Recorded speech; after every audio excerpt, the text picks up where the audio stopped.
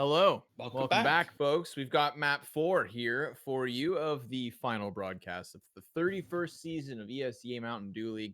I'm joined by Tom Biz. It's always a pleasure. And we're going to be bringing you guys into Epsilon versus Izako Boars.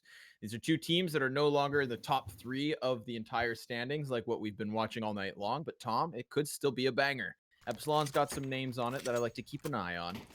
Most notably, personally, Crucial.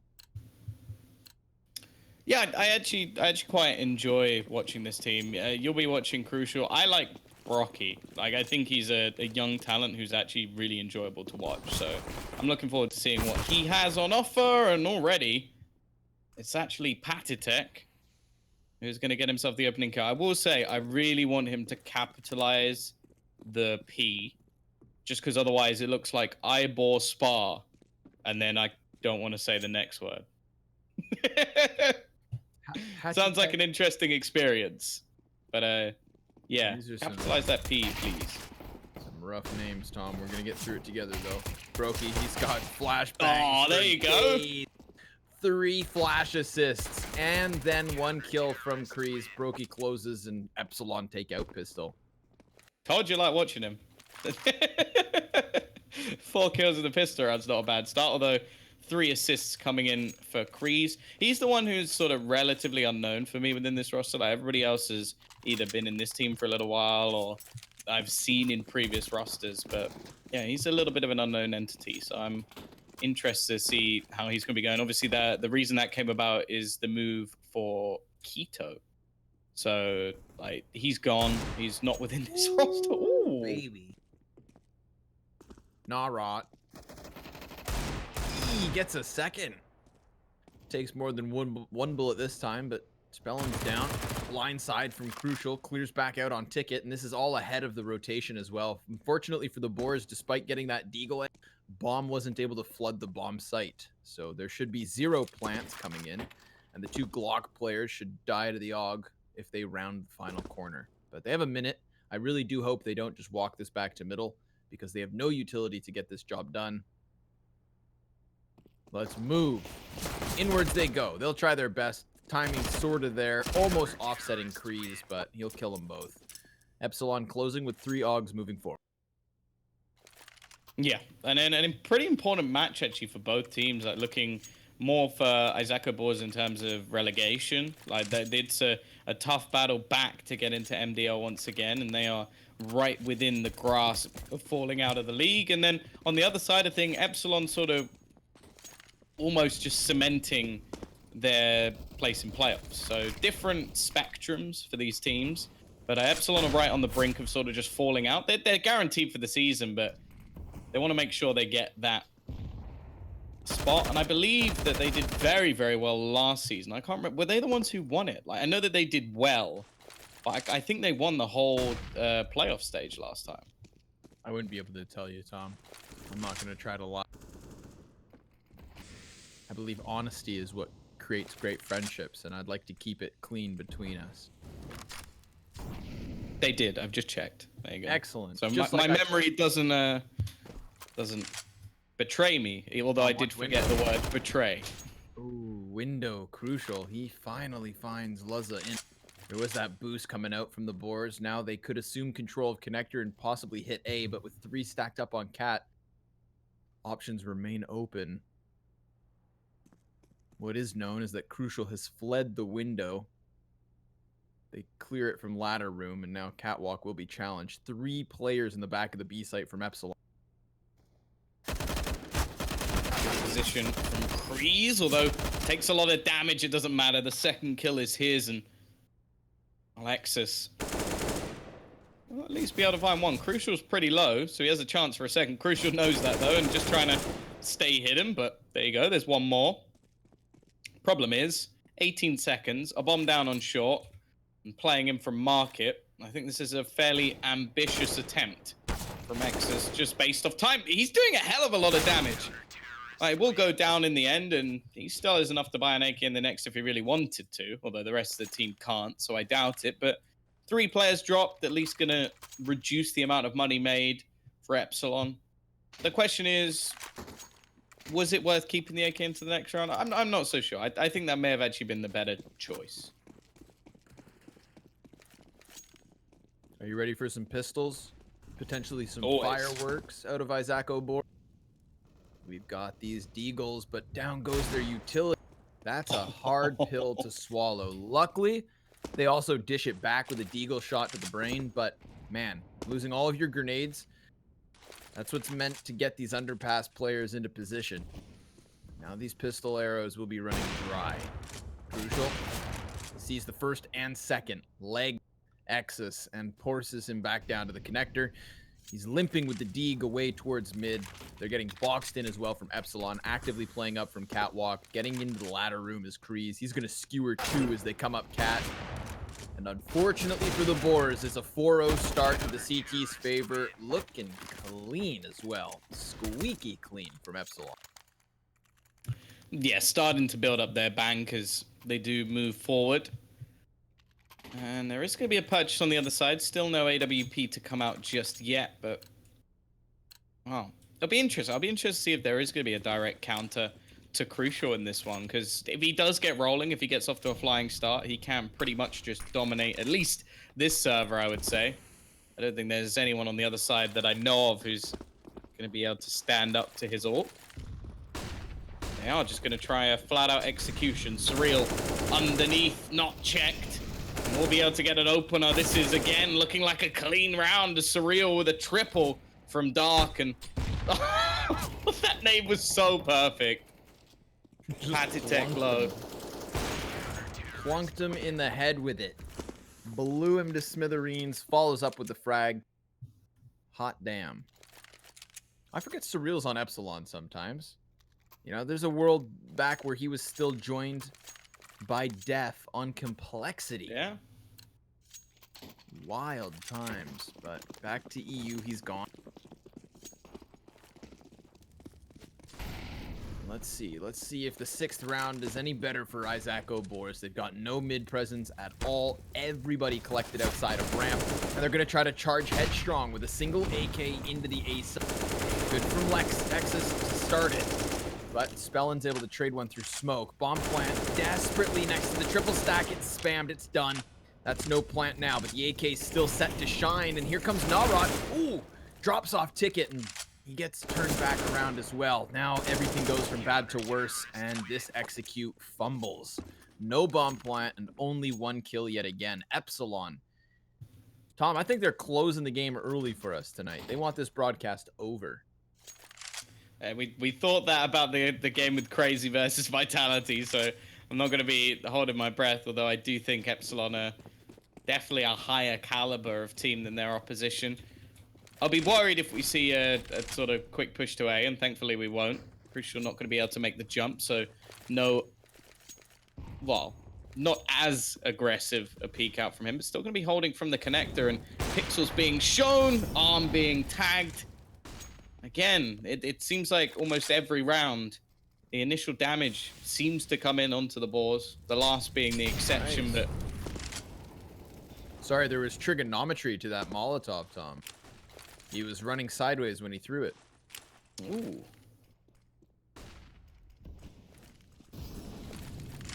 I get impressed by the beauty of grenades utility. A skill in and of itself. But right now, they need to use said utilities to get further up mid, or else Spellin could very much skewer a couple of these. Good luck, Exus, on the entry. Maybe the op takes over here from mid. Ooh. Okay. We managed to gain some space. Spellan will quickly take it away. The bomb now going to look to go back towards this A site. Once again, Surreal this time with an AWP. He will have support from Spellan, who has not gone anywhere just yet. A lurker in the form of Luz, just looking to try and hold them on this side of the map. But I like this position from Spellan. 25 seconds left. Last time they forgot to check Dark, so I wouldn't be overly surprised if they forget over here. But full rotation. They've seen a couple of nades thrown in, and they've completely gambled. Surreal realizes they're not going in this direction. 10 seconds left. It's so late, and the bomb's going to be dropped. They have to go for the plant. That's all they can really hope to do. Looking to try and defend it. They line up, though. It's going to be the trade back and gives an opportunity for the AWPer to try and hold on. This is wild, but he's been seen and sprayed down. What an anticlimactic close to what could have been a killer round. That lineup outside of Palace is so perfectly timed. And speaking of time, Tom, they came out of ramp with 10 seconds left. It looked like they weren't even going to get a chance to plant once bomb was dropped the first time, but it's recuperated in literally the final second. They get the bomb down, but can't hold on in the after plant. Chaos on the A site in the 7th, but Epsilon win this one too. Izako Boars yet to get on the board. Double op setup is what they'll now face here in the 8th. They send their smokes soaring towards mid early. Spatatek, good job. Finds Crucial on timing. Smoke hadn't faded or popped just yet, so rather he gets vision and an opening kill. And these T's, it looks like they're just going to take all of the mid control as fast as they can. Potential for a window boost denied by a Molotov, but excuse me, it's extinguished. How do the Boars continue with this 5v4?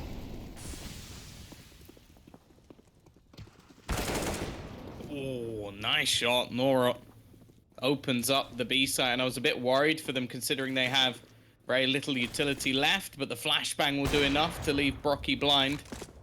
Yet to die. We'll see if that changes in this round.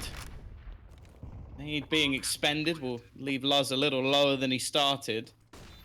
However, getting back into this site seemingly impossible, and the CT side just going to opt to keep their double orb set up and keep the money flowing. Yeah, I believe it. You know, if they weren't running a secondary op at this very moment, then I'd say maybe play a little more risky. This completely justifies a save. It's going to put Epsilon in an excellent position with all of their funds still behind them. I mean, 7,000 on Crucial before the close of the round. Roki's still on 7 as well. Good for him. We'll see if the Boars can convert. At least they'll be given a chance with these 4 AKs saved. Reinvestments, I'm sure, for the full belts of grenades. And they'll have another chance. It's T-side on Mirage that has to start getting rounds on the board. And there haven't even been that many chances. A couple of close ones, and last round was pretty convincing. Let's see if they can follow suit. Double op still in play, and that's where my eyes happen to fall. That's, I think, their biggest challenge. Snipers couldn't get ahead of the execution last round. This time they very well could. I'm expecting to see a more aggressive approach from Brocky. And by the looks of it, the Izako Boars almost seem to have a little bit of a rinse and repeat attitude already, though. The fight in middle. Nets a trade. It doesn't really benefit the CT side, however, and you'd say the Boars came out on top of that. Molotov will do a little bit of damage as they look to try and take full control of middle. And already, that like an early gamble, in fact, Epsilon threw all of their players bar one into that B site, maybe expecting a split, but it's looking like with the aggressive position taken in the jungle, that it's going to be A.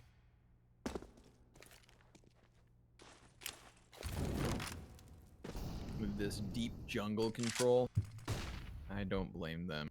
It's going to be very difficult to unroot Luzza.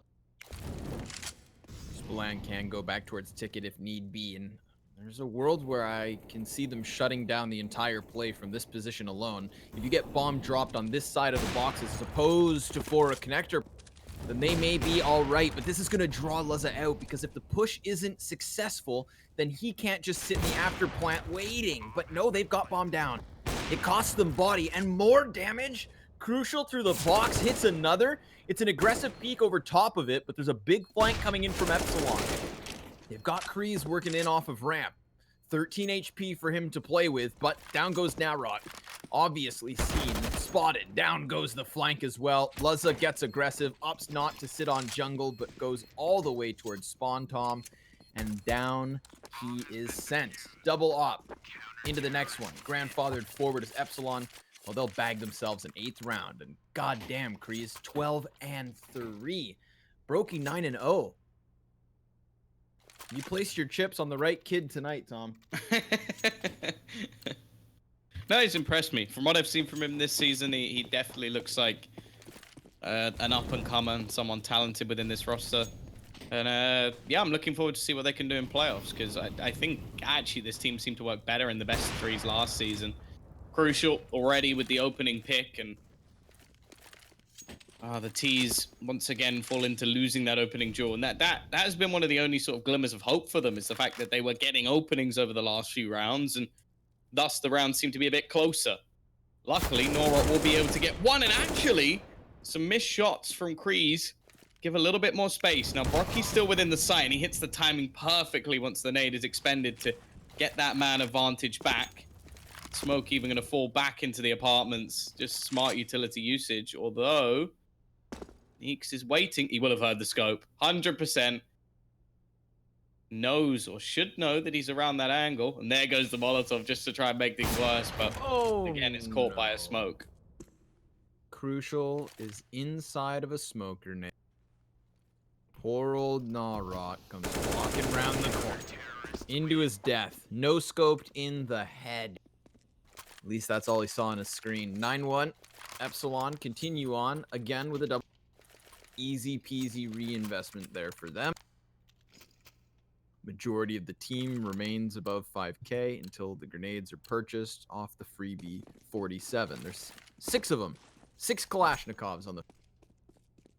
And an immediate entry towards the A site seems likely. With so many of the numbers from Boars up in Palace, they may contest Surreal, who sits solo with one of 2 ops. Closest rotator is Crucial, the secondary sniper. So it is very much ops versus Boars. And the first one hits the dirt. Not even an opening kill from the sniper as of yet. Smoke down to cancel Surreal, but he takes the high road. And if he gets vision over top of Ticket, maybe he can drop a body off of this. Luzza wants to go for the plant. Gnawrot's underneath Palace trying to give cover. There's the first connection and a second myth. Oh, but he peeks. Such aggression from Surreal. Throws himself into the mix. A third op kill in the round. A beauty of a hold from him. He waited and waited, and when he finally decided to strike, lightning hits thrice. 10-1. Epsilon with a substantial lead. I actually want to know how much he could see there.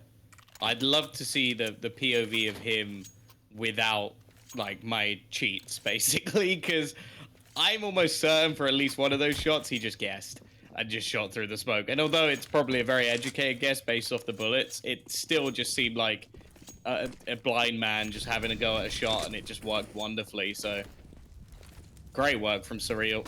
Now they look to get aggressive, and it's him again. Straight through the smoke. He doesn't need his vision. He doesn't need it.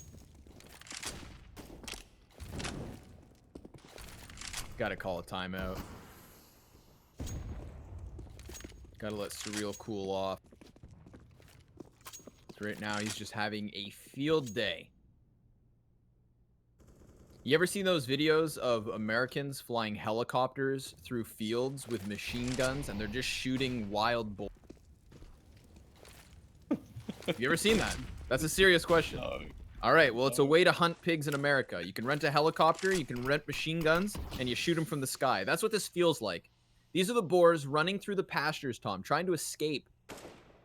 But in the land of the free, Epsilon are having way too much fun with this. Another massive advantage. Another spray down from Surreal just through the edge of the smoke. His 3K turned an 11-10 over top of Izako.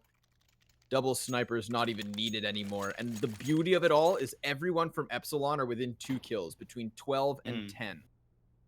Hot damn. I'm going to say it just to try and help out the Izako Boars, but Rocky still hasn't died. It's round 13. It's just ridiculous. Like, they may be between each other on kills, but he's 4 deaths.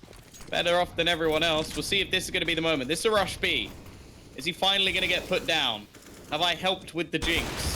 Oh, there we go. Thankfully. There we go. I jinxed him. Everybody, you can hate me for that. But it needed to happen. He needed to finally go down. It won't make a difference in the round. Needs this kill. Actually gets it. Okay. Maybe killing Brocky was the key. Has the bomb as well. Be interested to see whether CT's actually opt to go. It's going to be the wraparound in towards the apartments. Surreal waiting just in case he does go towards A. No matter where Norot decides to go here, though, there's somebody waiting, and I'm sure they're not going to be in the position he expects. He's going to get a chance to walk away. This opens up a world of possibilities. 40 seconds to play it all. And Tom, find solace in this. You may have ruined the 0 deaths on the side of Brokey, but you still can also hope that Nixik gets his first kill on the board, because there's another 0 on the score. And that's him. Oh, I with, didn't notice that. Yeah, no frags, 13 rounds deep. Ew, not an easy day in the office, but bomb plant from Nog. There's a player back on this A site. Surreal's going to start creeping round, and Narok gets covered from triple. The timing almost works out for him, but the reload's a sound cue that Surreal will use to execute to the team ace. That's right, 1 frag apiece for everyone on Epsilon. They now have an 11-round lead established. All the money in the world, all the confidence, the sports cars, the big screen TVs, Tom, the signing bonuses, Epsilon earns them all tonight. A masterclass on the CT side. But there is a sniper for Nixik to try and break the curse with. Can he do it? Can he do it? He's given a head to shoot, but Spellin's too quick on the crop. And so the op will have to hunt another target. Again, they're going to be gifted mid control. The bomb's alone in mid. This is weird. I wonder if this is just a caution to the wind.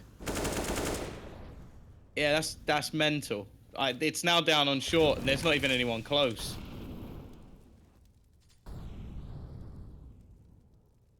Okay, Connor, can you defend? Try and defend that. I can't think of any reason, to be honest. Yeah, it's not the hill I'm gonna die on. But it could very well be the one where Boars fought. They have brought it back with a couple of kills, but still 0 bomb possession. Luckily for them, Spatatek gets another head displayed for Kreese. Smoke on the catwalk, Molotov to connector. This could force Narot's eyes off bomb, or finds a little sanctuary. So remember, the big question at the beginning of the round was, what is bomb up to, and what is it done? Because now the CTs have a very real chance to close this 2v2. 30 seconds, and Izako Boars are going to have to move their feet quickly. The problem being that the CTs can slip past back into the bomb site while the offense goes to pick up this bomb. Do they decide to charge towards B, where Epsilon were spotted, or they double back? Obviously, and sure enough, these counter-terrorists are already in position. Tom, this is so smooth. Oh, I caught him as he was falling as well. I was like, oh, maybe he gets away. No. Oh, that's just so mean. That's sort of like giving someone that little bit of hope and then snatching it away. Just like right at the last second. But yeah, that round was pretty much over when you get the bomb alone mid on Cat. The only thing I can really say to defend it is maybe he didn't know he had the bomb. Because otherwise, if that's an actual strategy, that's insane. Because that is the payoff. Like, if you get caught, you've lost. Like, there's nothing you can do. And they did very well to get even slightly back into the round, but that is one of the worst positions the bomb could possibly be in. Second to glitching out of the map. There's an opener. As if things could go from bad to worse, it's an additional 5v4. Spatatek has hit the dirt. Mouthful of grass and rocks. He'll lie on the sidelines as this 15th round is closed. Spellin with another big peek into mid, just working the AUG, flexing on the as Izako Boars come up empty-handed nearly in this final round. A single kill is all they have to work with. A 1 versus 5. His second kill of the half. Down goes Nixik. And that's it. 14-1. A hell of a lopsided affair, but I guess the saving grace is there's always a second pistol. Yeah, that's about it though, really. Like, that was absolute domination. Although Brocky eventually died, it really was just him on the B side, able to stay alive and nigh on every spot. Towards the end, I think that's the only other excuse I can give, is that towards the end, it seemed like Izako Boars had given up. Like, it looks like there's little to no hope. And I can understand it, especially on a map like this, that I wouldn't say there is a particularly dominant side. Like, I think it varies from team to team. And although, like, personally, I may say, yeah, I definitely prefer playing the CT side, I don't think that for either of these teams it's much of a muchness. So if you lose a half like this 14-1, you kind of don't have that many excuses. If it happens on Train and you're on the T side, you can make an excuse or two. If it happens on the T side and Nuke, again, you can make an excuse or two. Even still, it's not enough. If you get one round on the T side of Mirage, you've screwed up. What's your go-to excuse, Tom, when something bad happens to you in Counter-Strike? Are you It's someone else's fault, obviously. You blaming FPS? Yeah, your teammates? Teammates, always teammates. Excuse the teammates, huh? It's Hugo Byron's fault, even if he's not in the game. I'll blame him. I normally play the ping card. Odds are I'm on a European server if I'm gaming CS, so I've always got the ping card in the back pocket. Yeah, I don't have that. To be fair, a lot of the time I do just admit that I am not good at the game.